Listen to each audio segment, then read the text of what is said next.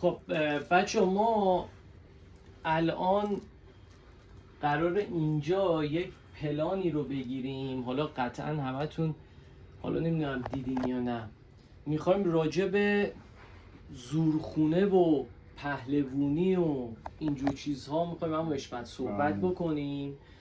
بعد خیلی داستانهای عجیبی داره هم حشمت که اصلا خیلی عجیبه. حالا اونجا برامون بچه هم حشمت توضیح میده، حتما ببینین. و اینکه همین داستانا رو بگو برامون دیگه. حله بریم تعریف بکن برامون و ببینیم که اما اصلا قبل از اینکه بخوایم توی ویدیو اصلیه رو بگیریم، شما الان هنوز زورخونه اینا هست اصلا؟ یعنی هنوز برگزار میشه؟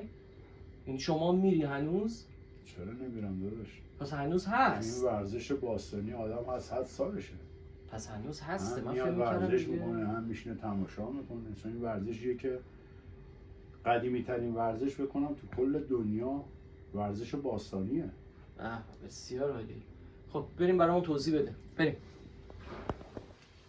خب بچه اینجا قرار شد اومدیم ادامه رو داریم میگیریم، صحبت میکنیم که بعد این صحبت ها اینجا تمام شد دیگه میریم داخل میگیریم.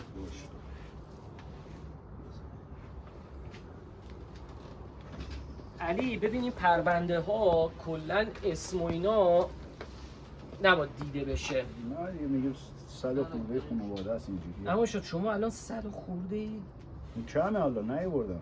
نیوردی برای شما؟ اول یه همچین چیزی درست کردیم داداش. اینجوری بود. خود ملی فلان این چیزی میام یواش یواش این سبک عوض کرد. دیگه هر آدم نیازمند چیزی هست دیگه اینجا داری همه چیشو آماده و میدونم. بنیانگذار کار خیر تو فضای مجازی من و پسرم شروع از ساندویچم شروع کرد. بعد دیگه غذای گرم اومد 200 تا 300 تا 2000 تا 3000 تا. بعد بستای حمایتی می اومد، گوش می اومد، مرغ می اومد. مثلا من یه حروفی از حروف ابجد علی من 110 انتخاب کردم. 121 حروف ابجد علی، 78 حروف ابجد علی، 110 من 110 انتخاب کردم. مثلا طرف میگه همش من چی نیازه؟ گفتم 110 تا مرغ بیار، 110 تا مثلا ماهی بیار، 110 تا کیسه برنج بیار. بیشتر حروف و ابجد علی کارام انجام میدم. فهمیدم. گرفتی شو؟ خیلی جذابه. بریم.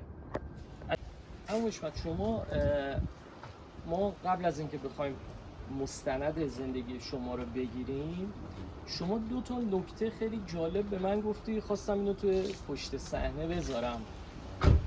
این کفتربازی و عشقبازی خیلی ها جوونا اینو نمیدونن. فرق این دوتا یعنی چی؟ کفتربازی و عشقبازی اینو برای من میگی یعنی دقیقاً چی؟ عشقبازی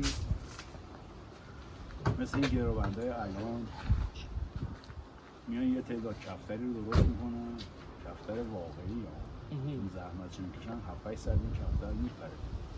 یه زحمتی میکشن و بعد یه عشقبازی کشوندن کجا؟ به سمت بیابون و بیلا و اینا. از محل دوره چون همه کس کبوتر رو نمیپسندن.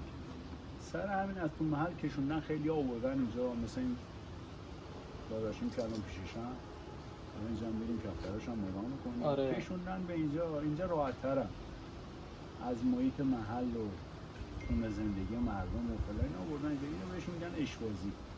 یه سری هم مثلا تو محل هوا میکنن، جا ندارن، مکان ندارن، آقا اونجا صفا میکنن. گرفتی چی شد؟ آره. کبوتر همون کبوتر، هیچ فرقی نمیکنه. اون تا این زحمتش بیشتره. چرا؟ تعداد کفتر رو میبرن بالاتر، زحمت زیادی رو بومدار میارن چون خیلی زحمت داره. یه عشقبازی خالی نیست.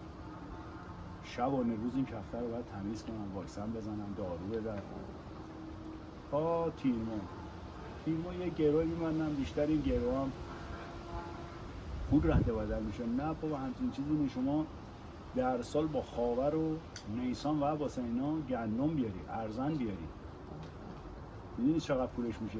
پولون بومدار چقدر میشه؟ اینا یه عشقبازی دور هم یه گروه میبندن، یه عشقبازا دور هم جمع میشن، همشون هم بچه مشتی هن، با صفان سرمایه دارن، میشینن دور همون روز رو با هم عشق میکنن. یه سال همدیگه رو ندیدن. این محرم چجوری میاد بعد یه سال همدیگه رو میبینن و اینا، اینم یه دیدار بین عشق‌بازاست. اون گروه همش بهونه است، یعنی شما بیای پای گروه 200 یه بارم کسی آسمون رو نگاه نمیکنه. یه سال همدیگه رو ندیدن، میشینن زیر درخت، میوه‌ای میذارن، چایی میارن، صحبت میکنن، فلان. عشق‌بازی. متوجه شدم. بازم حشمت قول بده حالا که ما مستند گرفتیم بازم از این نکته ها به ما بگی جوونا ببینن. فدای تو عشق من. چشم من زحمت کشیدی. فدای تو. قدم رو چشم ما گذاشتی آقا. بریم آقا بریم.